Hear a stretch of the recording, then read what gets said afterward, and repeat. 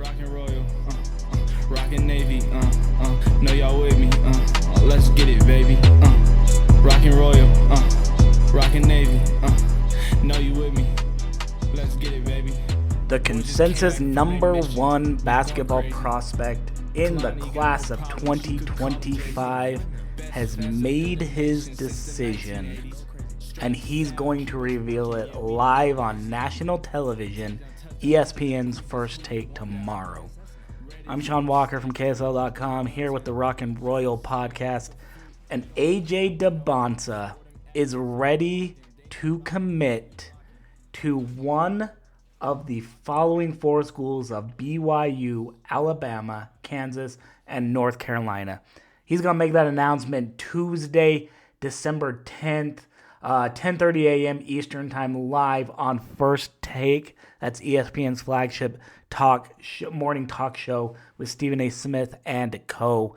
AJ is going to make it official, as they say, and decide whether he likes BYU coach Kevin Young, Kansas' Bill Self, Nate Oates from Alabama, or maybe a little bit of a sleeping dark horse. And I know that sounds kind of weird to say about North Carolina, but they've always been viewed as a little bit of a dark horse in AJ's recruitment. So a long saga of Utah prep 6'9" wing AJ Dybantsa is about to come to a close. He will make it official Tuesday. And I'm here to talk about what BYU's chances are with AJ Dybantsa, because this is a guy who BYU's, quite frankly, never had a player quite like him. They've never had the number one overall recruit in the country come through there. They've had some very good players, but very few five-star players even, like Dybantsa. He's a consensus five-star, 100 rating from 24/7 Sports, 99 from On3, 98 from ESPN. Rivals also gives him a five-star rating. Number one across the board. He hasn't been in Utah very long. He committed to Utah Prep just at the start of the 2024-25 season, which was going to be his reclassified senior year. Around then, there was a lot of talk about BYU. 24/7 Sports put a crystal ball prediction in, giving BYU a 100% chance of landing AJ Dybantsa at the time, which shook up the industry in a lot of ways. That prediction has since been removed, but BYU has been the front runner from a lot of sources. On3 currently gives the Cougars and head coach Kevin Young a 69.2% chance of landing Dybantsa. That's compared to, say, 7% for Alabama, which I think maybe is a little bit slept on as well there. Kansas also with Bill Self and the like in the mix. But BYU's chances have stemmed largely around a very aggressive package of NBA development from Kevin Young, the former associate head coach of the Phoenix Suns, former highest paid assistant coach in the NBA before he made the jump to college with BYU, and an NIL package led by Utah Jazz owner Ryan Smith and others around the Cougar basketball program that has said to be very enticing to anybody, not just Dybantsa. So yes, NIL is playing a role in there. But when you talk to AJ about his decision, he doesn't just bring up NIL as he should. He's already projected as a lottery pick in the NBA in the NBA's 2026 draft, possibly as high as number one. He may be the player to chase in that 2026 class in the NBA. So he's likely a one-and-done prospect. He wants to get to the league. He wants to get to the league as soon as possible. And he wants somewhere in college that will give him the most NBA development when it comes to his lone season before turning professional. And when you look at a staff led by Young, but also with guys like Will Voigt, Tim Fanning, John Linehan, Chris Burgess, there's a lot to like about the development. That's a lot of NBA pedigree, from the coaching and the playing side, as well as an overseas professional pedigree that can probably land AJ to perform his best on the national scene. So yes, NIL is playing a role. It's going to play a role. It plays a role in all of recruiting nowadays, and it's not going anywhere, folks, quite frankly. But I don't think AJ Dybantsa's recruitment is just about how much money he can make in his 1 year in college basketball. It's going to be there. It's going to be a talking point. He's going to think about that for sure.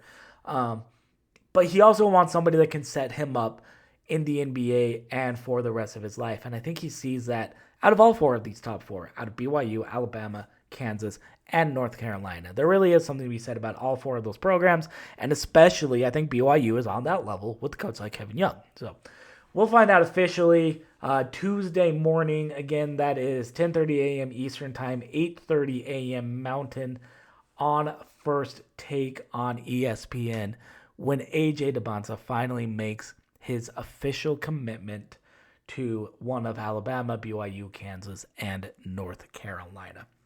In the meantime, last week I stopped by the Five for the Fight National Hoop Fest at Pleasant Grove High School. Shout out to Wasatch Academy, the host school, and Pleasant Grove High School for hosting the event.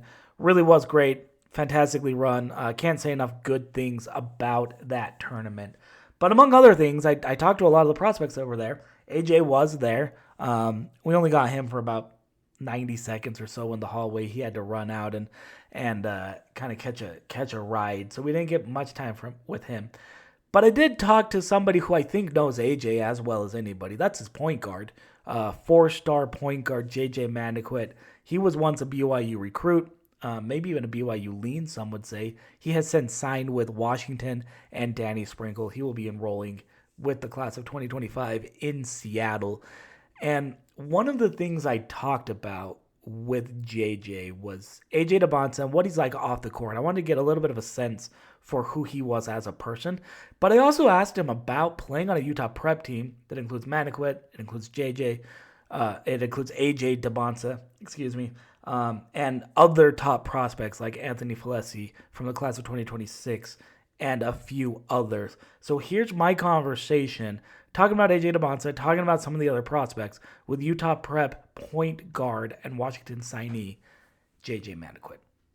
I mean, this is the second number one team in the country that we beat so far. I think, obviously the rankings, it don't matter too much to us, but we pay attention to it, and I think number 6 was a little disrespectful, but now they know. For sure.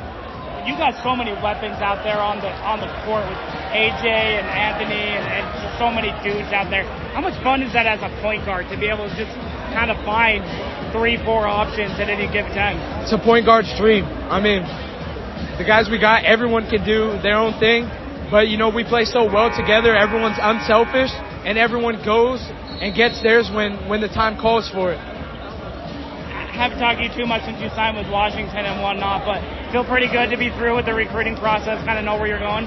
Very good. I mean, definitely a huge weight off my shoulders. I'm able to play free now. I'm repping the Washington gear right now. I mean, I'm excited to get up there next year. Obviously, continue to have a great year this year, but I think we're going to do special things up in Washington. For sure. You've been here in Utah for a while. I know you're from Hawaii. You've been in Utah for a while. I think since Utah Prep was RSL, you first came down here. Did you get to know Coach Sprinkle at all when he was at Utah State? Very little. Okay. He reached out, of course, but I didn't talk to him too much. As soon as he got the UW job, I mean, we hit it off right away.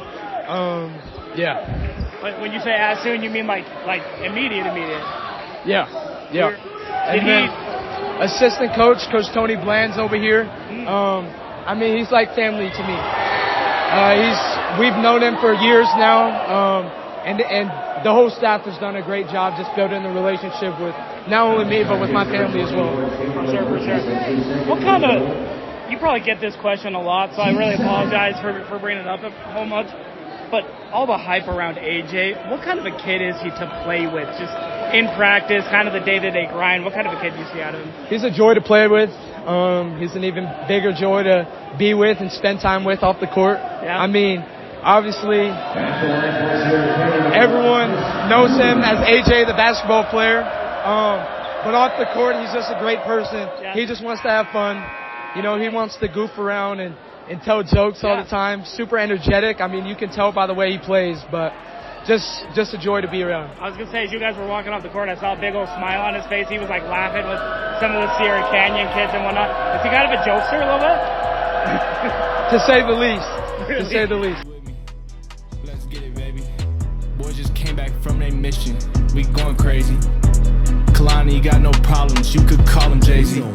Best fans up in the nation since the 1980s. Strength staff keep us working. Yeah, we never lazy. Touchdown, touchdown, touchdown. Cougs is who they want now. Red is upstate and we don't do no uptown. Had them singing like a flute. We don't play around with no oops. Or them Aggies up in Ogden. They not rocking.